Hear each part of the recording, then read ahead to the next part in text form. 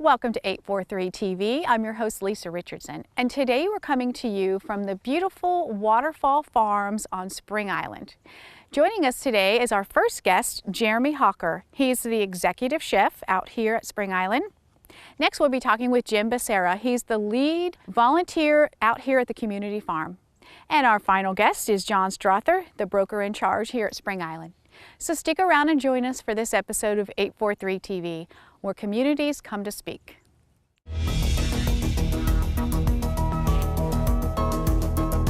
"843 TV, where Bluffton comes to speak. Where Spring Island comes to speak. Where Hilton Head Island comes to speak. Where Beaufort comes to speak.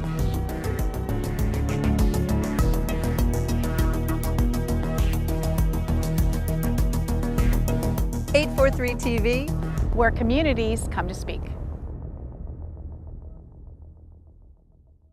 Welcome to 843 TV with our first guest here at Spring Island is Jeremy Halker. He is the executive chef. Jeremy, thank you for joining us out here on this beautiful morning out in a wonderful environment. I understand that you're fairly new to Spring Island. Give us a little bit about your background. Well, I came here from Belfair Country Club. I was the executive sous chef at Belfair, and I was born in Florida. And I moved here in grade school, and my passion for cooking came probably through high school when I took some food classes, and then I just really created a passion for it. I fell in love with it and cooked at home and learned under my mom and dad, and then I joined the American Culinary Federation, which is a world-renowned federation for culinary arts, and became more involved. And I was mentored at Belfair from my previous chef, and he helped me, guided me to get this job here at Spring Island, and just happy to be at this wonderful community and here in this wonderful farm, as we can see in the video. And I know it's a very engaging community. We're going to talk about that in just a little bit, but you also had a dish that was featured in the October issue of Equestrian Living. That's really neat. Share with us about that. Yeah, it was exciting. It was actually a dish that I did for the South Carolina Seafood Festival previously in January, and I won a gold medal for it through the ACF. Oh, nice. And so when they offered the opportunity to put this in a magazine, what's your favorite dish? I said, I have this wonderful dish that I did. It's very Southern themed and low country themed, and really and it fell into part perfectly. So, and that dish was, it was a blackened local tile fish. So it's a local fish off the coast that you catch about anywhere from 100 miles or a little less inland. And it was served with some roasted sweet potato grits. It had a smoked tomato and orange marmalade on top. Sounds wonderful, and doesn't then it, John? A little pesto roasted rutabagas. So all the ingredients came from South Carolina, and the fish was local, and it was great. And my family loves it, and they're all excited about the magazine. And I have numerous family members that are involved with equestrian and that amenities there. So it was nice. Well, I know everybody that was there loved sampling that dish. I mean, I've never seen so many people descend on one dish. It was that's one of my favorites. So yeah, it was great. And one of the things, I saw some people walking toward the River House the other day, and they had chef's jackets on, and they aren't chefs, and had their names on it. What are y'all doing? Oh, we're going to cooking class. Chef Jeremy is giving us cooking class. Can you tell us a little bit about that? I think that's so neat. Yeah, it's a cooking series. It's a 4-week series that we're doing. It was a 4-week series that we did at Spring Island, and it was limited to about 8 or 9 members because of our kitchen size and safety concerns. You don't want to have with all these new members using knives that, if you're unaware if they can use their knife or not. Not a good idea. So, but the 4 weeks consisted of your basics starting out for this series. So your basics were chicken stocks and fabricating chickens. We did knife cuts, we did making pasta, making breads and pastries, and we finished with seafood and the sustainability of seafood and purchasing local seafood and how to shuck an oyster and how to devein a shrimp, and how to actually, a lot of the members participated in cleaning a whole salmon, which was really neat. So, and some didn't because they were a little afraid. But that would be it went really, really well. It really did. It was exciting and engaging with the members, and you build those personal relationships with the members, which is so important.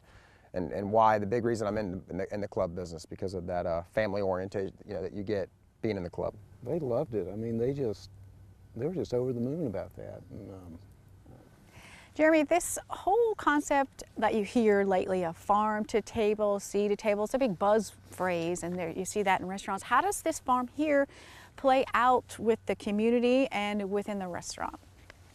Well, on my menus, on all three of the menus that we do run, we have a breakfast menu, we have a lunch options, and we do have a dinner menu that actually goes from both restaurants.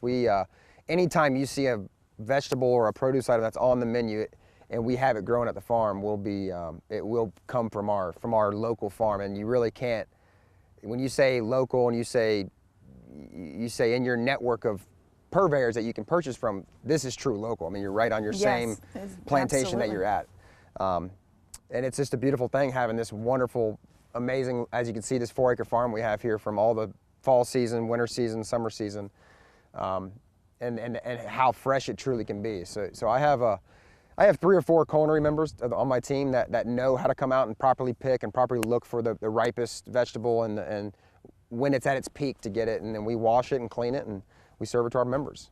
And a lot of times some of the employees are able to take some home of extra and members get to take some, and so it's a wonderful thing. It doesn't get any fresher than that, does it? No. Absolutely. No, do y'all use eggs from the We sure do, yeah. also? Tammy uses, we don't get enough eggs to provide for like normal service, like with eggs in all of our desserts, but all the eggs are used for our ice creams that we make in-house. Oh, is that right? So all the egg yolk is used for ice cream, and then the egg whites are used for meringues and different things that we use for. I know everybody's so happy to have you here. You've just made a tremendous difference in our program. I know this weekend you hosted a 250-person wedding. I mean, you cooked for 2 sit-down dinners. I mean, that's pretty amazing for you and your staff. You don't have a huge staff. No, it was a challenge, and it's just the planning and preparation and training your staff and mentoring them as I was, and how to properly plan for when you're doing between 4 nights, you're doing 800 plates. So it was an exciting time, and it brings our camaraderie together in the kitchen a little closer. It's kind of like war, isn't it? It is, but it's fun though. There's no bullets flying on you. So. Yeah. Now, I heard something about a quail pie that you recently made. Yeah, you know, when I first came to Spring Island, I've cooked quail. I've purchased it before, and I love it, but I've never seen the amount of quail that members bring me here. And half the time, they're actually like shot by them or by their friends. So a lot of times I'm picking out BBs of these little quail breasts and things. Which my goodness. So you have to be very careful picking out little metal fragments of bullets and BBs and things they shoot them with. But the quail pies was new to me. I've heard of it, never cooked it. I had a few members bring me some quail, and some of them gave me some recipes to follow, and different ones were dairy-free, eggless, and so it was a learning experience for me. And it was fun. It was neat making, you know, I never made a quail pie for one, but let alone make 5 different varieties of it. I was like, wow, you really can do a lot with it. So members heard of it, and then more members were bringing more quail. So we've got farm to table and from the hunting field to the table too, in a sense. So Jeremy, thank you for sharing all this great information. Absolutely. And you all stick around. We'll be right back with more 843 TV.